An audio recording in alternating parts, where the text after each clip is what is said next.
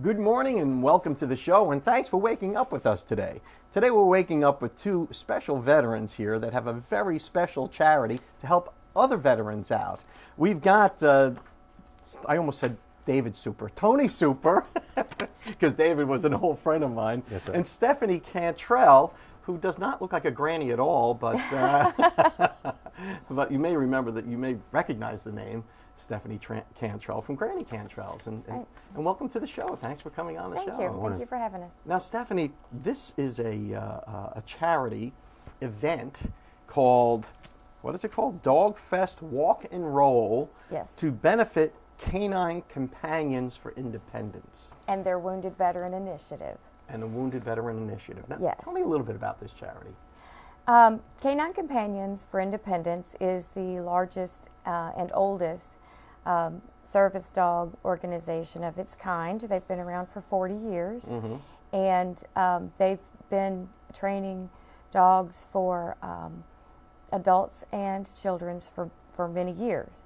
The Wounded Veteran Initiative that they're working on now is twofold. One is to let veterans know that these dogs are available to them, and to raise money so that these veterans can have dogs. They're quite expensive, and Canine Companions for Independence does not charge anyone for the dogs or the training or anything. They're given completely free. Wow. So Tony, specifically, this is really aimed at veterans who may have suffered some sort of physical or psychological injury, through their service. Exactly. Does it cost the veterans anything to no get cost. a service dog like No this? cost to the veterans. Just have to fill that application, and they'll be matched up with whatever particular dog that they are requesting. Yeah. And how'd you get involved with this, Tony? What's your interest Well, in this? Stephanie approached me. Reached out to me. Stephanie. Okay, the ringleader. Being a disabled veteran myself, I'm not in need of a service animal. Hopefully, not yet. But it's a very worthwhile cause. I mean, we have so many troops coming back from Iraq and Afghanistan that not only missing limbs but PTSD, and these animals are very helpful to them. And that's an important point, don't you think, Stephanie? That not all injuries are visible. Exactly. And you're a veteran yourself. I am also a veteran. Yeah, you were Air Force aircraft mechanic. Jet engine mechanic. Jet engine mechanic. Check you out. So that's Stephanie Cantrell, Renaissance woman right here. Great cook and jet mechanic. So get something to eat and get your jet tuned up while There you you go go. to Granny Cantrell's. And Tony, what did you do in the service? I was in computer informations. So you were an IT guy. Yes, sir. Oh, you were one of those guys. All right. When my computer broke, I didn't have to mess with it. I just call the number. So now this whole Dog Fest thing, when is this happening, Stephanie? When's it? March 7th out at Frank Brown Park. Registration begins at 10 o'clock, and we'll have a guest speaker there. She's going to come and speak to what a service dog has done for her child who has Down syndrome. She's going to speak to that, and what a wonderful organization it is. And then the walk begins at 11:30, and then we'll have some entertainment out there as well. I want to talk more about that, but we got to run off to the local weather. But I want to find out more about Dog Fest, how people can get involved, and how people can help. Okay, thank And you. we'll be right back after your Waking Up with Don weather. Welcome back to the show. I'm here with Stephanie Cantrell and Tony Super, and we're talking about Dog Fest Walk and Roll, which is when again? When does that happen? March 7th. March at 7th. Frank Brown Park. So what can we expect to see when we get to the Dog Fest? Now, it's at March 7th. What time of day is it? It's going to be 10 a.m. Okay. That's what time registration starts. Come out, bring your dog, register for the walk, and we'll have some good entertainment out there. Now, is there a fee to register your dog or anything? It's all free. There is no fee. It's all free. Okay. So we go out there, we register our dog, and we go for a walk. Go for a walk, and then there'll be some other fun activities, games for kids and dogs. Okay. So how are you raising money if there's no fee to enter your dog? Well, the way that we raise money is that we try to get people to pre-register online at cci.org/dogfest Panama City. You go on and you register as a team, and you get other team members with or without dogs, and then each team member contacts friends and family and says, hey, I need you to donate to my walk that I'm going to do with my dog out here. And a lot of the money's raised online, and then there'll be some activities out there, and we'll be taking donations as well. So even if you can't make it, if you can't get out there March 7th at 10 o'clock, you can go out to, what's that website address? cci.org/Dogfest Panama City. cci.org/Dogfest Panama City. You can still make a donation there. Absolutely. And now these service dogs, Tony, they go to wounded veterans, right? And they go to other kids too. You said there was a lady who had a child with Down syndrome who had a service dog. What are the different types of dogs that they have? Well, like Stephanie said previously, there's service dogs and assistance dogs. I had the honor of meeting a veteran who had severe PTSD, severe anger issues, and he'd been thrown out of 3 different VA hospitals because of his anger issues. He received an assistance dog, and the dog can sense whenever he was becoming enraged, would up against his leg or jump up with his paws and touch him on the arms. Dogs really have that sixth Amazing sense, don't they? They really And do. They know your mood. They've got their little And there's some of antenna the up. smartest dogs, too, that are being trained Yeah. at the labs. So now, whenever he becomes enraged, the dog can sense it and calms him down. He's been able to get treatment in VA hospital now. It's amazing. Stephanie, do you have a pet at home? Yes, I do. I have Miss Molly, and she's, Uh-huh. I picked her up from the pound. She's a sweetie. I love going out there and getting my dogs because Well, that's the best place to get a dog, too. I We have think Bay so. County Animal Services on the show weekly, and we've actually got a pretty good success rate of finding homes for dogs, too. So, man's best friend, a veteran's best friend. If you're handicapped, if you're an adult or a child, I mean, this organization that you're supporting through this Dog Fest Walk and Roll on March 7th at Frank Brown Park is going to get the right dogs to the right people, to the people who Exactly. need them most. Exactly. The dogs go through about 18 to 24 months of training before the dogs are paired up with an individual with a disability. So it's not just a pound puppy, it is a skilled service They are dog. specifically bred they have a specific gene pool that they use, and there are volunteer breeders that breed these dogs, and then there are volunteer puppy raisers that raise the puppies for about 16 to 18 months, and then the dogs are sent to a training facility. There are currently 6 training facilities across the country that Canine Companions has that trains these dogs. They'll spend about 6 months in the training facility learning a specific skill, and then they'll be paired up with someone that can use that. Well, Stephanie Cantrell, Tony Super, thank you for everything you're doing for our veterans and for our furry friends, and you're welcome back. And you have to come back on the show and let us know how the event went. We'll do it. Thank you Absolutely. so much. Thanks for doing this. Thank you. We'll be right back. Welcome back to the show. Did you ever want to learn how to play the guitar, but didn't know where to start, or maybe didn't have the time to sit through lessons? Well, field reporter Kristen Gramazio met a guy who invented something that'll help you learn how to play the guitar. Check out Chord Buddy.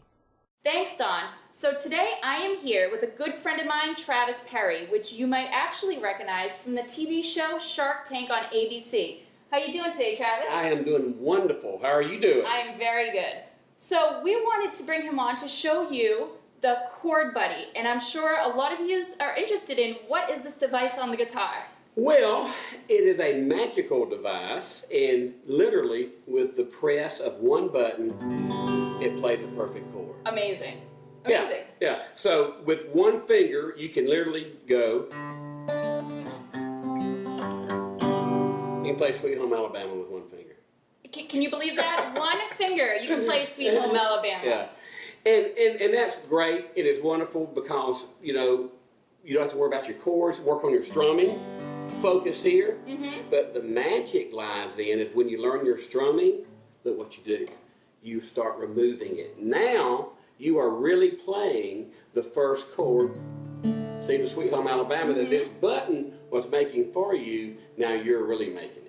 I was going to say, what happens when you actually get good at the strumming? What Right. do you do? That's right. Then you don't use it? No, Yep. you actually pull it out one by one. That's right. Then when you get this, you remove the next one. And some people have actually said it's like training wheels for the guitar. Exactly. We have found that autistic kids, special needs kids, kids with disabilities can literally lay it down and strum it like this. Wow. Yeah, we had one autistic kid that the teacher told us about that had never spoken in class, and when he started playing the chord buddy, he started singing and becoming sociable. Wow, Yeah. that is amazing. It is. It really warms me up. So Chord Buddy's bringing magic to people. Yep. Wow, that Yep. is awesome. We donate also to Wounded Warriors. Mm-hmm. And so, soldier comes home and he has a hand issue. Absolutely, yeah. Wounded, would you rather squeeze a ball or learn to play the guitar?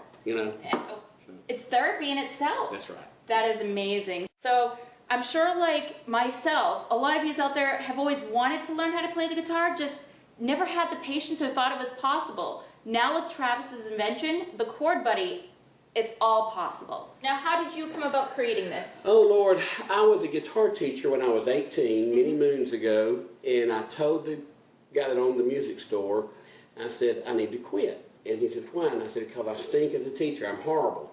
And he said, Lord, no, you're great. And I said, well, but half my students have quit. He said, boy, usually 7 out of 10, usually 70% quit within the first 60 days. Wow. And we know that that is the 2-month hump now. And so Chord Buddy helps get them over the 2-month hump. But I told him, I said, what if there was a magical gizmo, somehow you press a button and strum? And he says, boy, you invent that and you'll be a millionaire. So I did. Yeah? 32 years later. Oh my gosh, there you go. I did it for my daughter who was trying to learn to play, and she was having trouble, and I told her the story I just told you, and she looked at me with gleam in her eyes, and she says, Daddy, if you'll invent that, I promise you I'll learn to play. And so Daddy did. That is awesome. Well, thank you so much, Oh, Travis. gosh, thank you. And where can we get one of these devices? Well, chordbuddy.com, Okay. CHORD buddy.com, and I think Across the Bridge, Lights Music, I think carries Chord Buddies, but you can just go to the website and order one from the comfort of your own home. And we have a website, it's got all our products, guitars, we make our own guitars, Chord Buddies, tuners. Awesome. Well, thank you so much for joining us today, Thank you. Travis. Thank you. It's a pleasure having you. Back to you, Don. Thanks for that, Kristen. And after this break, stay tuned for Dr. Stephen Favaloro from Forest Park Animal Hospital. Welcome back to the show. I'm here with Dr. Stephen Favaloro from Forest Park Animal Hospital, and I see we are both color coordinated in green today. That's right. Good to see you. Good to You see got you the too. memo. Absolutely. Khaki pants and all. Khaki pants and yeah, this is standard uniform That's for right. Waking Up with Don's veterinarian segment here. Last week we talked about emergency room visits for your pet. Right. Right. You get sick, but what constitutes an emergency for a pet? And I mean, some people, if they're little hypochondriacs Right. with their dogs, they'll run the dog in for any little thing. And other people wait too long. I mean, right. So I guess there's a multitude of things, and there's a different levels of emergencies too. So you can have an emergency like, the dog, broke its toenail and it's bleeding all over the place. Well, yeah, that's an emergency, but a lot of times you can wrap that up and be okay till tomorrow. right. Sometimes they'll, get in a dog fight and have 1 or 2 puncture wounds that, you can clean them up and, you're not going to do surgery on them as a general rule. You just put them on antibiotics and, pain medicine. So Should you do that? Go in right away with it depends. something like that? Well, first and foremost, if you ever have a health issue, whether it's severe or whether it's minor, you should, call your veterinarian, and if they're open, they'll answer the phone, they'll assess it. And if not, then, it'll go to the emergency service. The emergency vet will call you back, and then you guys can talk about it together as to see if it's something that, needs to be seen. A lot of times you can give advice over the phone, like dog threw up 1 or 2 times. Okay, everything else fine. And try some Pepto, this, that, and the other. But, the dog's been throwing up for 3 days, and Yeah. that's a little dehydrated, and, so yeah, that might be an emergency. It'd been good to be seen during the day, but, that would be. But hit by cars. Well, I was about to mention that. So- I mean, a big accident like that, your dog is hit by a car and maybe So I was on yeah. call Monday, and I got a phone call, and it was a 92-pound German Shepherd. Wow. Hit by a car. He got out of the yard. It was like 8:30 at night. So I meet him up there, sweetest dog in the world, and a broken femur. Ouch. laceration on the side of its elbow. So we stabilized it, and it needed to be treated. It was very painful. It was a little bit shocky. And with the dog, I mean, so, you know, that needed to be seen. You know, C-sections, you know, you get a dog that goes into labor, and then they fail to continue.